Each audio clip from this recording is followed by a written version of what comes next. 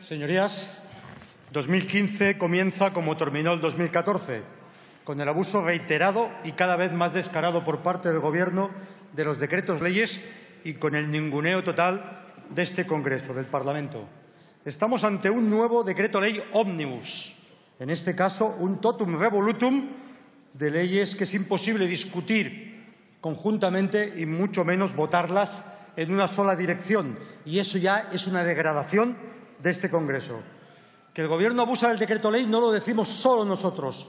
Lo acaba de decir el Tribunal Constitucional en su sentencia de 19 de febrero sobre el Real Decreto Ley de trabajo a tiempo parcial, el Decreto Ley 11/2013. Pero a pesar de eso, el Gobierno insiste en el uso descarado del decreto ley y en esa especie de nuevo estado de excepción constitucional en el que ha convertido la facultad legislativa. Izquierda Plural no vamos a ser cómplices de esta degradación democrática.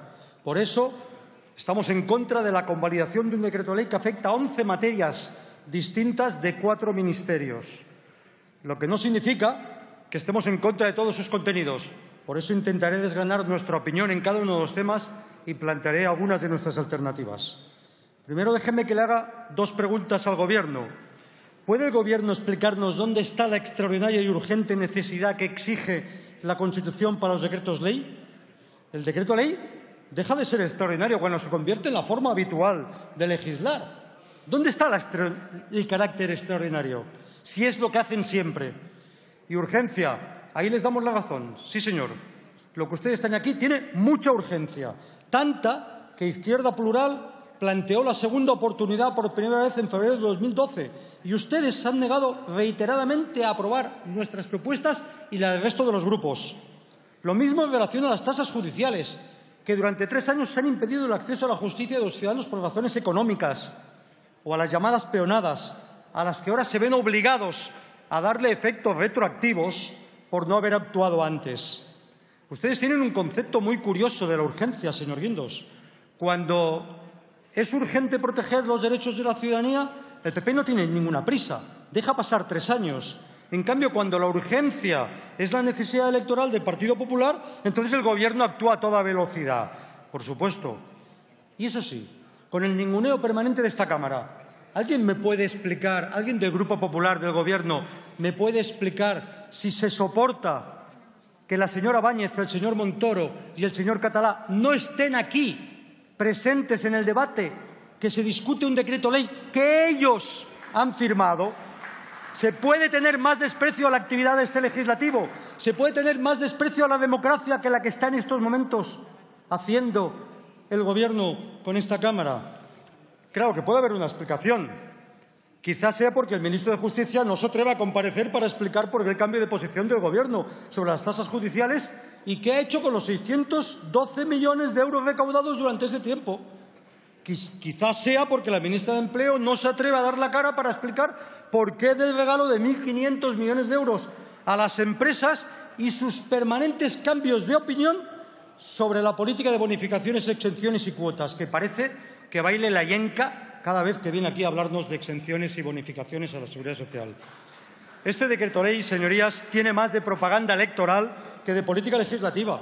El Gobierno del Partido Popular ha convertido el Consejo de Ministros en una empresa de marketing político, el BOE en su principal plataforma y los viernes en el día de la semana. Y eso es lo que hacen ustedes en muchas de las normas que aprueban. Son eso.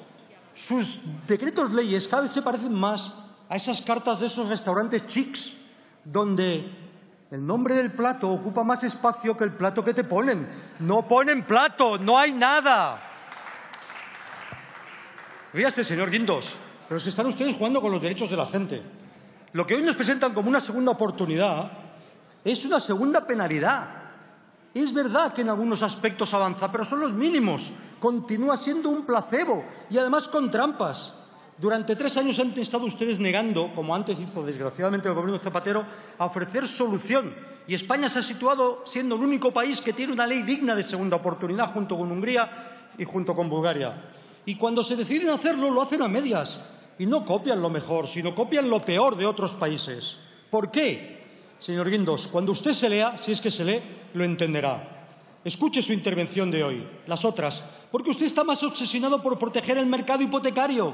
Para usted, el país son estadísticas, no personas. Y, por lo tanto, el derecho a la vivienda y la vida digna siempre es subsidiaria del mercado hipotecario. Eso es lo que nos han dicho durante 3 años y eso es lo que nos ha vuelto a decir hoy.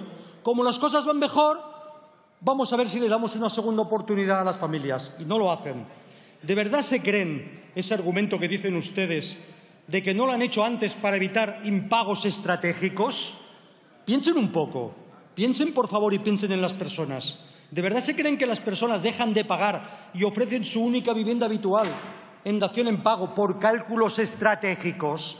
¿En qué mundo viven ustedes, por favor? El PP presenta esta medida como otras. Se presentan ustedes como unos liberales. Usted especialmente. Señor Guindos, no he visto nunca a un intervencionista de clase mayor que usted. Porque usted no es un liberal, es un intervencionista de clase.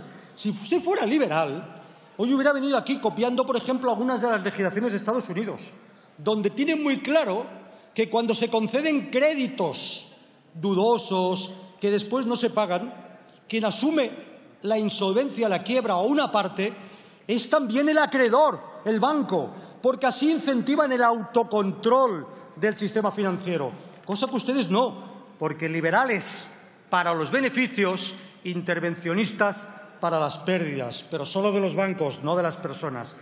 Ustedes cargan la responsabilidad de la insolvencia, de la quiebra en los deudores.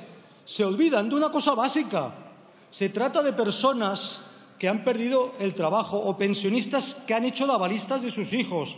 En muchos casos, familias monoparentales, mujeres separadas y divorciadas. Y además de eso, ustedes, además de ser intervencionistas de clase, permítanme que se lo diga, están ustedes imbuidos de una profunda cultura luterana, judeocristiana, de la culpa, el castigo y el escarmiento. Se lo voy a explicar. El decreto ley tiene eso, Tiene mucho de luterano, de judeocristiano. Por eso, ustedes no presumen, como en Estados Unidos, la buena fe del deudor, sino por su culpa. Fíjese bien que le estoy hablando de Estados Unidos, no del Soviet Supremo. Por eso, imponen al deudor que demuestre su buen comportamiento, no habiendo rechazado una oferta de empleo en los 4 años anteriores. Por eso, le imponen una especie de libertad condicional durante 5 años, durante los cuales, en algunos casos, deberán estar trabajando para los acreedores. Por eso, incluso, les imponen en este decreto ley la carga de los gastos del concurso. ¿Se dan cuenta ustedes de quién están hablando? ¿Se creen que alguien que está en quiebra se puede poner a pagar los gastos del concurso de acreedores? No, señores, no van ustedes bien. El resultado que ustedes presentan como segunda oportunidad, por no garantiza ni el derecho al uso de la vivienda habitual. ¿Puede haber segunda oportunidad para la vida de alguien sin un techo en el que vivir? ¿Saben ustedes lo que es vivir en la calle? ¿Lo saben? Y va por ustedes. ¿Saben ustedes lo que es vivir en la calle? ¿Cómo pueden presentar un decreto ley que dice que no se garantiza el derecho a la vivienda habitual? Y a eso le llaman segunda oportunidad. Exigir que el deudor insolvente presente el concurso en el plazo de 2 meses desde que entró en insolvencia, si no se le declara al insolvente en quiebra culpable, eso es lo que ustedes mantienen en esta regulación, es no entender que estamos hablando de personas, que no estamos hablando de una multinacional, de una inmobiliaria. Nuestras propuestas se las hemos presentado para aquellos que dicen que siempre decimos que no. Las tenemos y están presentadas como enmienda a la ley concursal. Aprovechan las mejores experiencias de Estados Unidos y de las experiencias más avanzadas de Europa. Por ejemplo, que los mecanismos de mediación extrajudicial sean un derecho, no una obligación y un requisito. Por ejemplo, que la protección en cualquier supuesto y por encima de los derechos de los acreedores, ahí está la clave de bóveda de la segunda oportunidad, en cualquier supuesto y por encima de los derechos de los acreedores, la protección de aquellos derechos básicos para que la segunda oportunidad sea real, efectiva y permita una vida digna. ¿Cuáles son? Están dibujados en la legislación europea. El uso de la vivienda habitual incluso después de haberla entregada en dación en pago. Los bienes necesarios para garantizar alimentos, luz, gas, agua, escolaridad y salud, incluida, y lo voy a decir así, incluida la cancelación de los créditos al consumo necesarios para comprar esos bienes, como sucede en la legislación de Estados Unidos. También las herramientas profesionales para que las personas, autónomos, puedan continuar desarrollando su profesión y oficio, ganarse la vida y poder devolver sus créditos. señor ministro, eso no es una segunda oportunidad y usted lo sabe. Como no es una mejora del Código de Buenas Prácticas lo que usted nos ha planteado. Eso nació como un placebo para evitar las soluciones aportadas por la PA y por nuestro grupo y así continúa. Eso sí, ahora reconocen que los requisitos exigidos en el Código de Buenas Prácticas excluyen a muchas personas y son excesivos por los requisitos que establecen y la expulsión a la que someten a determinadas personas. Bienvenida a la claridad 3 años después. Eso es lo que le estamos diciendo durante 3 años. Me permitirá usted una cosa, señor de Guindos. Venir usted aquí hoy y su grupo a decirnos eso después de 3 años que nos lo ha estado negando es cuanto menos un poco cínico en términos políticos. 3 años durante los cuales ustedes han permitido que se produzca una media de 146 desahucios cada día. Y encima vienen y se vanaglorian de su Código de Buenas Prácticas. 14.000 casos. Oiga, por favor, eso es ver el vaso muy lleno, El vaso dice lo siguiente. Esconden que las daciones en pago han sido concedidas solo al 0,7% de las familias ejecutadas, que la moratoria alcanza solo al 8% de los desahuciados y que el famoso Fondo Social de la Vivienda, esa con la que la vicepresidenta Sari Santamaría llenó una rueda de prensa y marketing político un viernes, no se me olvidará nunca, ha llegado al 0,4% solo de las familias que se han quedado sin vivienda. Y ustedes insisten en eso. Nos podíamos haber ahorrado bastante sufrimiento, si no de todo el mundo, de algunas familias. Y vienen ustedes y con toda la concesión del mundo dicen vamos a mejorar el umbral de la pobreza, vamos a subir de 12 a 14 los IPREMs. En vez de ser 12 IPREMs, sean 14 el umbral de la pobreza. ¿Saben ustedes que tienen congelado el IPREM desde hace 4 años? ¿Saben ustedes que para ustedes el umbral de la pobreza son 7.455 euros al año? Eso no es el umbral de la pobreza, eso es el umbral de la no vida. De la no vida. Y así nos lo plantean ustedes como una cosa absolutamente positiva. Cierto, han aceptado ustedes por fin lo que le hemos planteado a todos los grupos de la Cámara, que no mantengan en vilo más a las familias y aplacen por 2 años más el lanzamiento de vivienda habitual a aquellos que han sido ejecutados. En materia de cláusula suelo, señor Guindos, ¿puede usted decirnos por qué han perdido la oportunidad de incorporar a esta ley la jurisprudencia del Tribunal Supremo para la nulidad de las cláusulas suelo abusivas? Porque usted lo que hace es lo siguiente. Dice que no se podrán aplicar las cláusulas suelo abusivas a los pobres de solemnidad, a esos que no ingresen más de 7.400 euros. Y usted lo presenta como un avance. ¿De verdad se cree todo esto, lo que usted está diciendo? Y además, no solo eso, sino que lo meten no como una obligación normativa, sino en el Código de Buenas Prácticas, que les recuerdo que es voluntario, o sea, encima sometido a la voluntariedad de los bancos. Por cierto, si quieren ustedes de verdad una segunda oportunidad para esas personas, les sugiero una medida. Sugiere usted al Gobierno que retire de una vez por todas el recurso ante el Tribunal Constitucional contra la Ley de Vivienda de Andalucía, porque usted ni dan segunda oportunidad ni dejan que la demos los demás. Ni comen ni dejan comer. Señorías, y ahora iba a hablarle al señor Catalá, pero claro, no está. No ha querido oportuno venir aquí a defender su decreto ley, ni tan siquiera a escucharnos. Y aquí él está trabajando y los que estamos aquí estamos vagueando. ¿O qué? Por favor, no seáis torpes. La principal responsabilidad de un ministro es venir aquí a dar la cara, sobre todo cuando tiene que explicar por qué se cargan las tasas judiciales que ha estado defendiendo durante 3 años, sobre todo por qué ha continuado defendiendo su Gobierno que las tasas judiciales no impedían el acceso a la justicia cuando así ha sido. ¿Por qué tienen ustedes un concepto tan clasista de la justicia? ¿Por qué lo han negado durante 3 años y ahora lo retiran y como si no pasa nada? Y encima no vino el ministro ni a dar la cara. Lo que es peor, además tenía que haber venido el ministro de Montoro para explicar dónde están los 612 millones que han recaudado ustedes de tasas judiciales. Yo se lo explico, en los bajos fondos del señor Montoro, porque no ha sabido explicar dónde está eso. Y encima vienen ustedes con este planteamiento. 2 preguntas. ¿Por qué mantienen fuera de los beneficios? De los beneficios no. ¿Por qué continúan cargando tasas judiciales a las pequeñas empresas? Ya que no explican lo primero, ¿pueden explicar lo segundo? ¿Cómo va a resarcir el Gobierno a los ciudadanos que no han podido acceder a la justicia por el sobrecoste económico de las tasas durante estos años? La verdad es que, claro, ustedes lo tienen fácil. Le pueden echar la culpa al señor Gallardón, que tiene la culpa de casi todo lo que le ha pasado, desde ese punto de vista. Pero permítanme ustedes que les diga, ustedes aplaudieron, aplaudieron a rabiar, como hooligans, esta gran injusticia y esta verdadera chapuza. La verdad es que Ustedes presentan al señor Gallardón como un monstruo, pero la verdad es que el señor Gallardón no es un espontáneo de la política, ni un verso suelto. Es su hijo político, el hijo de una ideología clasista y de señoritos que entiende que a la justicia se accede si se tiene dinero y si no, no. Y ahora lo tienen que rectificar y encima no lo explican. Señorías, termino con un tema importante, la exención de cuotas a la Seguridad Social. Nos presentan la exención de cuotas como un incentivo al empleo indefinido para contratar parados. Acuérdese bien de eso que le digo. Y olvidan que reconocen todos los expertos, todos, y la experiencia, que este tipo de políticas no ha creado empleo, que ha sido tirar el dinero. Entre el 2002 y el 2014 se han destinado 34.000 millones de euros públicos a incentivar la contratación indefinida. ¿Alguien me puede decir si ha habido algún resultado positivo? Pues mire, hay un informe Toaria de la anterior legislatura que deja bien claro que eso fue tirar el dinero, que eso se llama peso muerto, que lo único que hace es sustituir un tipo de contratos por otro, pero que nunca incentiva el empleo y menos el empleo indefinido.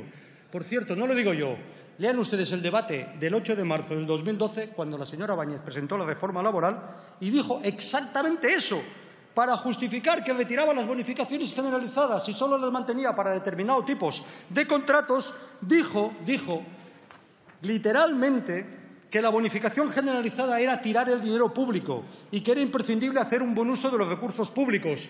Si eso era hace 3 años, ahora ya no es así desde el punto de vista. No, ustedes están tirando el dinero, pero claro, no tiran el suyo, tiran el de los pensionistas, porque además si fuera poco esta vez no hay bonificación. No es el SEPES el que paga a la Seguridad Social los 1.500 millones que va a costar esto. No.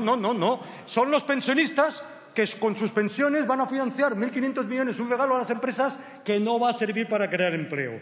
No va a servir para crear empleo, y ustedes lo saben, entre otras cosas, porque así se ha demostrado con la tarifa plana. La tarifa plana le ha costado a la Seguridad Social 1.260 millones de euros en un año en el que el Fondo de Reserva ha tenido que tirar mano de 14.000 millones de euros.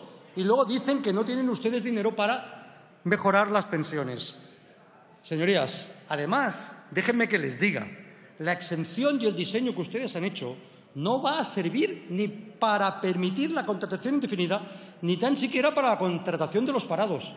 ¿Se han dado cuenta ustedes que en su decreto ley permiten que de esas bonificaciones, de esas exenciones, se beneficien empresas que contraten a gente que no está parada? Es decir, no hace falta estar parado para ser contratado con esa exención. Con lo cual, ¿cómo lo pueden presentar ustedes como un incentivo al empleo?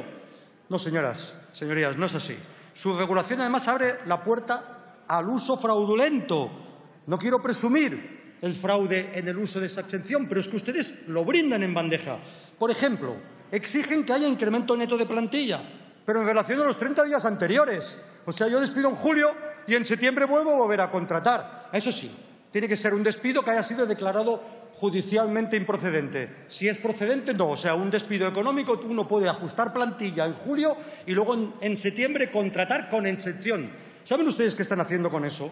Están incentivando prácticas desafortunadas de dumping social entre empresas o de fraudes dentro de las empresas del mismo grupo, porque tampoco eso se impide. Están ustedes promoviendo un efecto sustitución de trabajadores, en que las indemnizaciones de los trabajadores despedidos son pagadas por la Seguridad Social por la vía de esas exenciones. Eso sí, regalan ustedes 1.500 millones de euros a las empresas a cambio de nada y, en cambio, son cicateros con los parados. Les recuerdo que el plan de reactivación del empleo que acaba de aprobar el Consejo de Ministros se calcula que va a suponer, en el mejor de los casos, 179 millones de euros en el 2015. Comparen ustedes 179 millones de euros para los parados sin prestación con los 1.500 de regalo para las empresas. En relación a las peonadas, decirle que al final han aceptado ustedes lo que era un clamor en el mundo agrario, pero otra vez su rectificación lo es a medias y deja a mucha gente fuera de eso. Ha llegado el momento de revisar de una vez las políticas de subsidio agrario y les sugiero que abordemos, como les planteé ya hace poco, la propuesta de una renta mínima garantizada de ciudadanía que nuestro grupo presentó hace unas semanas y que contó también con el voto en contra del Partido Popular y con una curiosa abstención, que aún me la deben explicar. ¿Saben ustedes? Bien. Termino, señorías. Hoy el Gobierno y el Partido Popular se ha puesto la careta de la rectificación, pero es una rectificación que es un engaño más. Lo que ustedes nos presentan no es una segunda oportunidad para las personas insolventes, ni va a generar empleo, ni resuelve el drama del desempleo agrario.